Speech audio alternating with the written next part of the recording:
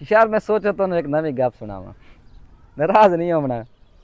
अच्छा, तो जो समझदार है ना कमेंट च लाजमी दसा करो, फीडबैक दिता करो। थोड़े कमेंट मैं सारे पढ़दा, कोशिश करदा ना कि मैं सारे रिप्लाई भी करदा।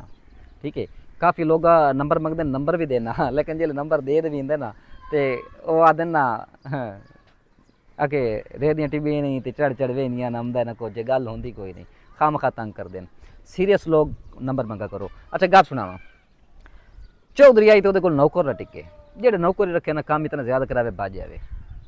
एक बंदा आई तो वो ना वो आदत होंगी है भी ओनू बीमारी है कूड़ मारन दी। वो आया उस चौधरी साहब मैनू नौकरी ते रख लो, तो उस तनख्वाह ही नहीं लेना, जो मर्जी है कैसो वो करसा। लेकिन मेरी एक मजबूरी है कि मैं ना वधे वधे ना कोई साल 6 महीने 6 कदा कूड़ जरूर मरेंदो ना। चौधरी आखा यार गल है कि तनख्वाह ही नहीं लेना रोटी ते। उस हाँ उस चलो मेरे घर वाली नाल सलाह करन दे, क्योंकि घर के काम शाम उस करावने होंगे।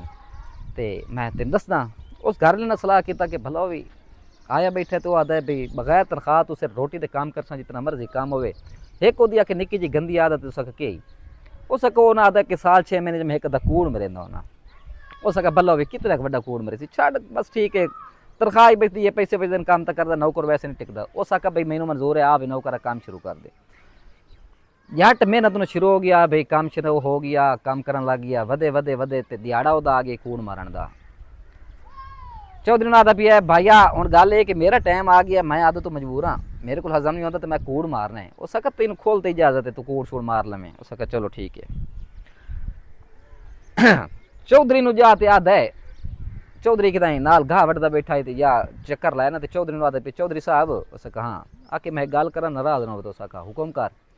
उस जी तेरी घर वाली कितना अरसा हो गया शादी हो सके, इतना अरसा हो गया। उस कदे नोट किया कि तेरी जी घर वाली है वो हल्की हुई वधी। उस ना कर, उस मैं कूड़ी कोई नहीं मरेंदा पिया, छित्ती हुई वधी, छत्ती छित्ती मतलब समझ जिमें हल्की हो जावा जिमें।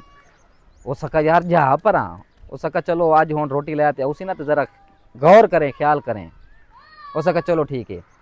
तो चौधरी आदा यार आखे 2 मिनट घाह वड़, तो मैं आमदा पिया। चौधरी घाह वड्डन पै गया, पहुँच गया चौधरी के घरें। वो घर वाली आदा आखे भला भी आखे चौधरी नाल इतना अरसा हो गया तेरी शादी नूं, तेन पता है भी चौधरी का जो जिसम है वो नमकीन है, नमक वाल है। उस नहीं उस टेस्ट किया जबान नाल। उस नहीं उस तू चेक करें वो जिसम ना बिल्कुल ही में उस जिमें नमक होंगे। उस चलो ठीक है। टुर पिया पे जरा ना छेर दे पेकां देर चौधरी के साहब देर वो जावन तो पहले जरा ना जिस टाइम वो चौधरी घाह वटदा बैठे वो घर वाली आई ना कोई लस्सी पानी रोटी शोटी लै ते वो तो जहन चाहिए ना भाई अज चौधरी नाल ना जिसम नाल जबान ला ते ना टच कर चेक करना कि वाकई जरा नौकर आके सच है या कूड़ है। अच्छा चौधरी जहन चाहिए भाई नौकर मैंने आखा भी तार रखे भी तेरी घर वाली हल्की हुई वधी। वो जी मैं नेड़ी हुई ना रोटी देवन के बहाने पानी देवन के बहाने ना जबान काट तो चेक करने लगी थी गीची थे। चौधरी ये वेखा ना भी तो मुँह खोलते ना जबान लेंदी पी थी। चौधरी आखे गल तो सच्ची है तो कि हल्की वधी, मैनू तो पता ही कोई नहीं। चौधरी एक रख देती, चौधरी रख देती तो कड़कार पै गया। अच्छा उदे जरा नौकर आई वो पहुंच गया छेर के पेकें आके केडे आके बेगैरा तिने आके इतने बैठे न सक्यों। उस चौधरी थोड़ी धी नू कुट्टी फाटी खलोते तुस कंजरो इतने सुकून नाल बैठे ने केड़े गरे छेर फाई ने। उन्हें कहा है ये क्या हो गया, उन्हें सोटे चाय ते टुर पे चौधरी आल। उदू टुरा तो चौधरी के घर पहुंच गया बिराम आल। उस केडे आके बेहया ही ने। उन्हें कहा थोड़ा बिरो आ उत्थे आके कुटींदा पिया तुस आके तमाशा वेदे बैठे ने। उन्हें कहा ना कर कौन कुटदा पिया। उन्हें कहा वो थोड़ी भरजाई दे पेके।